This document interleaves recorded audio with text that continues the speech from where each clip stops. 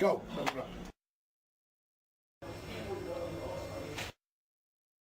How are you doing? I'm not ready yet. Hi. We started STG after witnessing possibly one of the worst club nights I think anyone could possibly witness. We had our fill of seeing dire music played in dire nights. Who the fuck is that? Leave the ice cream when it's right, something's got to give. We need something new. There was born a club night, basically not pandering to one sort of people, pandering to ourselves and everybody else as well. Imagine it as Bolton being at the point of small tongue, and then we tried to make it a really big tongue that could taste not just salt but pain and laughter and sunshine. And what was the question? yeah. Would you like to do another one in the near future? Damn right. Yeah. Yeah, we broke even a few nights, which has been nice. There's been some royal fails. We've disappeared up our own arses numerous occasions and then pandered far too much on other occasions.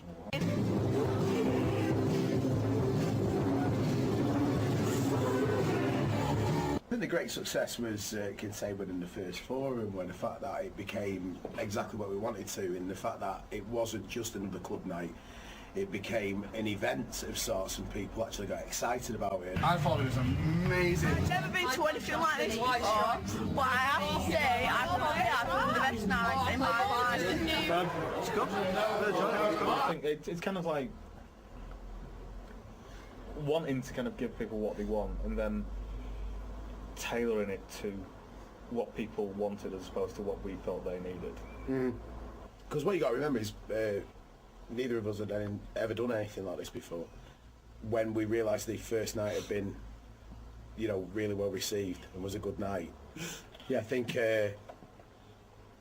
that particular point of the night, right at the end, where we realised how many people had enjoyed it, that was a really great feeling. Would you come back again if we did another one? Fucking yes! What are you doing? What are you doing? We're discussing how well tonight. No! It was dreadful!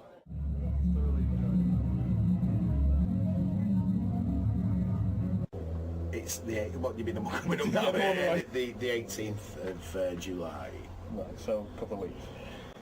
Well, I think he's work on it a little bit more. If there's anything else going to happen, it's just a bit worrying for it to become in danger of being something we were trying to kill in the first place. Like the facts of just another DJ night, just basically better ideas and move forward. I've still never had my hour of opera.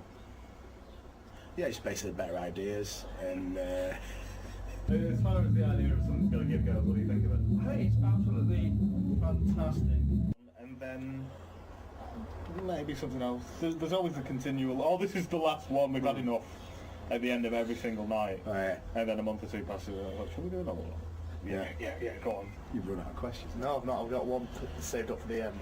It's more about the modern, and it's more about keeping bits of like kind of retro shit, like, you know, keeping people looking forward for new music that they might not have been interested in, and get That's into. modern though. No, it doesn't. No, yeah, you're right. It's trying to. Because one of the things that I kind of learned from it was Robbo, when he did the very first one, I hated all the garbage that I thought he played. And then I actually went back and listened to it a year or two later. I was like, this is phenomenal. Why didn't I enjoy it at the time? And that's kind of half the end. Do you think then, in many respects, that it's probably been overall more of an eye opener for me and you, or more of an eye opener for people that have come down? Oh no, it's a purely self-referential episode. It's all about me and you. Sod the rest of you.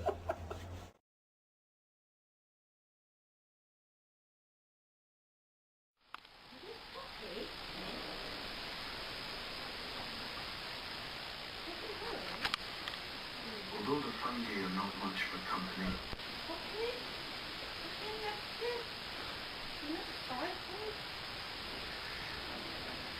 Ruby, stop being a knob.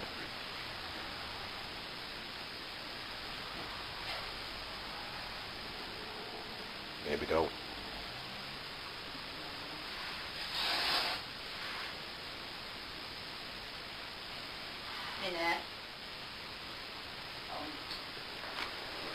She's going to attack. She's going to attack. See you later, Ruby. You attacked my face, miss. Come on. Oh, she's following. Min's following. Min's following. Get out of my house, says Min. Minnie Pop. Min. Min. You alright? Welcome to the world of cables. It'll take 45 minutes to set up. We've built Abbey fucking Road. Saw this in a cartoon once.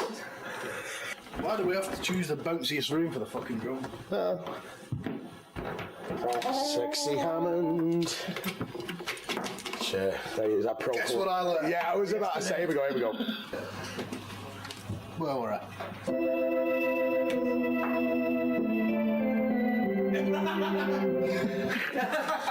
Yes. What is there like 5 different? What is it? You say? It's Boothie. Where the hell's he gone? One of everything. Chicken tikka, doner, keema, chips, stuff. Probably baby carrot. Yeah, just a little bit of salt. We'll call it, that's a pint of the bar, that, isn't it? What a pint of the bar, please. Pint of the bar. The tapes are now on. It's a beauty. That'll be the phone. That'll be Matt answering the phone. Hello, DOA. How's it going on, chaps? Are we ready? Yeah, all set up? Yeah, ready? Everything? Yeah. I think so. Cool. Pop? Yeah. Alright. So, back in 2009, the Chris Evans Collective recorded an album up here at DOA Studios. It was something of an ad hoc thrown together setup. We borrowed the Rolling Stones mobile studio. An interesting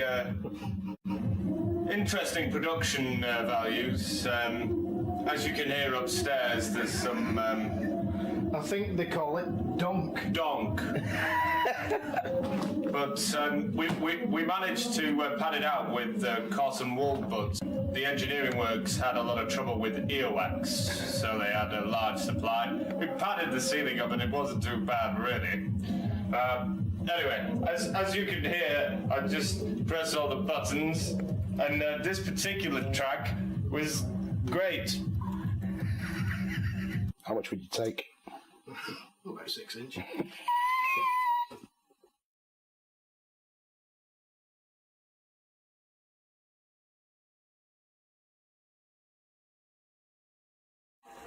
Oh, for a pint of piss right now.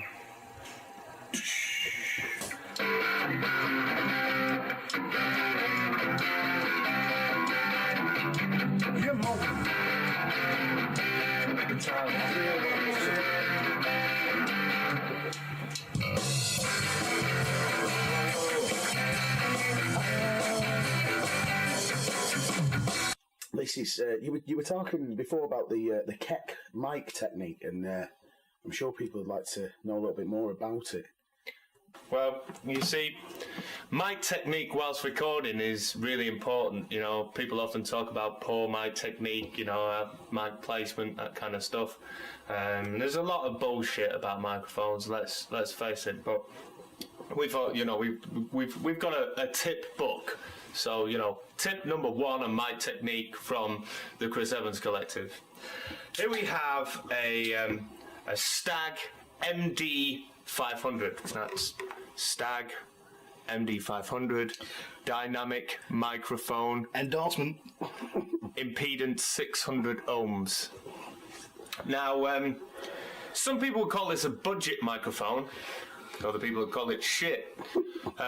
However, a bad workman blames his tools, and I think it's all about how you use the microphone. And the important thing about when you're using a microphone like this, that is perhaps in the cheaper end of the microphone range, it's all about how you use it. And if I now pass over to Mr. Dawson, he will show you the correct use and placement for this microphone.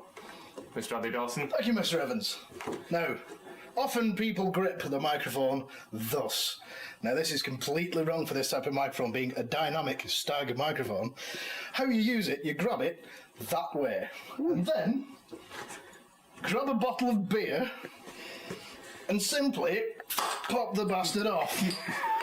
And there we have the correct usage for this type of MD 500 microphone. Stag. Right, well, we've been here since midday, and after a productive recording session, what time is it now?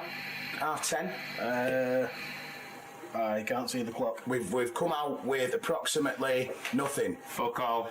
Yeah, well, so... Not a sausage. No. That's the way to do it. Sausage? Chipolata? Fuck all! Not taking a piss at all, Don. Go on.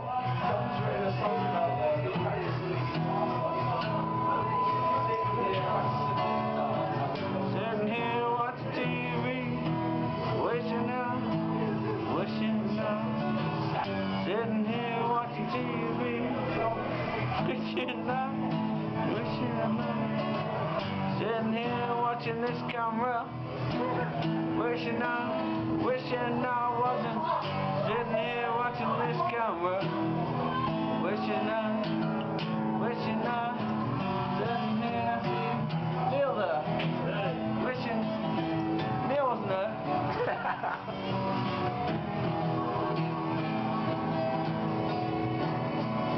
Sitting here watching Mark with the camera, wishing Dave was burnt. Sitting here.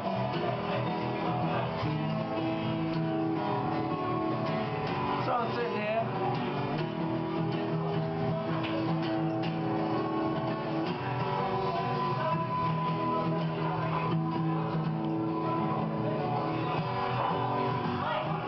What the fuck?